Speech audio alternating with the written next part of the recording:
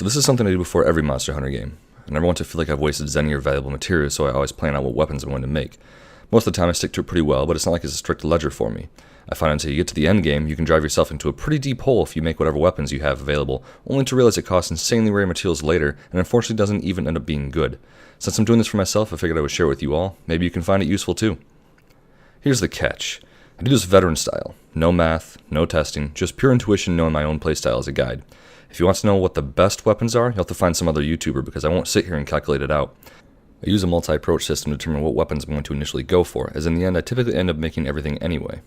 First and foremost, look at attack and elemental values, followed by sharpness. I then take bonuses such as defense or affinity buffs into consideration, and finally ease of making the weapon, something no calculator can actually tell you. I never worry about weapon slots because I feel a good armor set should be able to be universally used with any weapon non-limiting.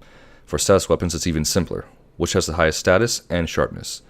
And for all you fashion hunters, move along and never pick a weapon based on looks. Function over fashion.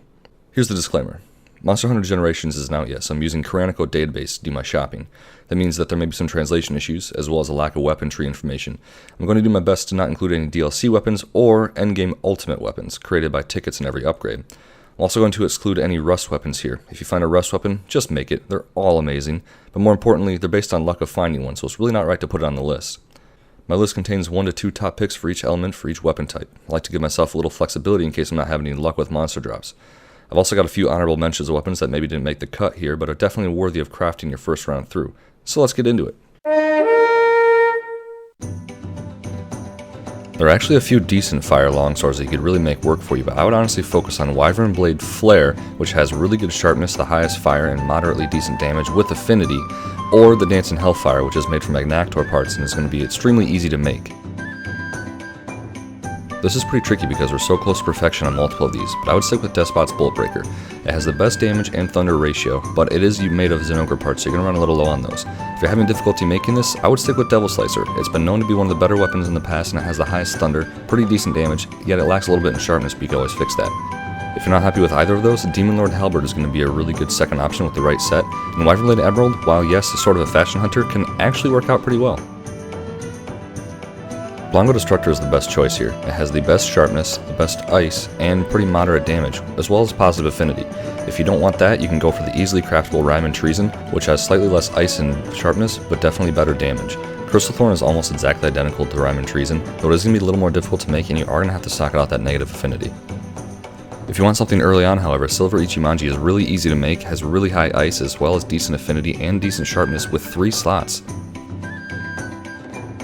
Quetzalcoatl's Volker Viscera rules the water longswords here with a really high water damage of 45, moderate 180 attack, and yet slightly under preferred sharpness. If you're not happy with that, you can use its cousin Inker Viscera with 210 damage, slightly better sharpness, and definitely lower water, or the arguably identical Tamano Absolute with 200 damage, 28 water, and definitely better sharpness. While none of these weapons are actually that difficult to make, if you really are having difficulty or wanting something to have on the way up to ranking up, Atlantic is going to be a good option. It has definitely better sharpness, 2 slots, decent water, and decent attack, and is extremely easy to make using only ore and common materials.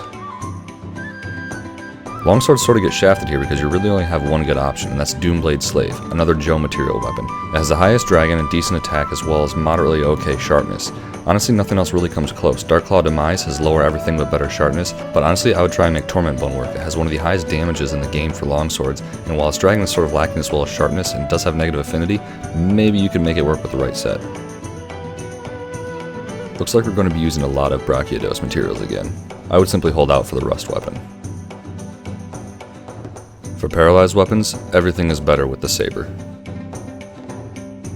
Wyvern Blade Azure is a really good choice here as it does have pretty decent attack as well as really high poison and sharpness, but Garuga Daido is going to be a little bit easier to make and really is pretty close, especially with that affinity. I'm not sure if Tyrannical is incomplete or some fuckwit at Capcom messed it up, but there are apparently no sleep longswords. Let that soak in. So Arzuro Strike Quill is going to be my top choice here, simply because it needs the least amount of skills to make it really great. However, there are tons of good options here depending on your armor set, again, even though I hate to say that. Crimson Fork is going to be an amazing alternative if you can get sharpness +2. If you want something early on that's going to carry you for a little while, Second Stance, while not the highest attack, is easy to make using bug parts and get its sharpness really early, so it's a good choice.